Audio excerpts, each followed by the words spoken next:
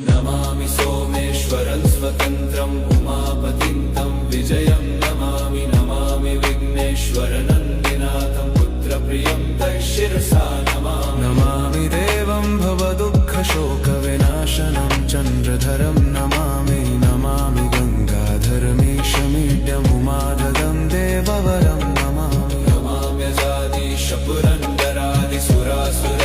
नमाम्यजादिशपुरन्दरादिसुरासुरैरचितपादपद्मं नमामि देवी मुखवादनान इक्षार्थमक्षित्रितयं यैष पञ्चामृतैर्गन्धसुधूपदीपैर्विचित्रपुष्पैर्विधैश्च मन्त्रैः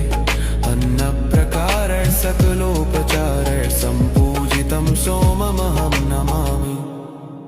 नमामि शम्भुं पुरुषं पुराण नमामि शरणं त्वमपारवाम नमामि रुद्रं प्रभुमक्षयन्त नमामि शर्वं शिरसा नमामि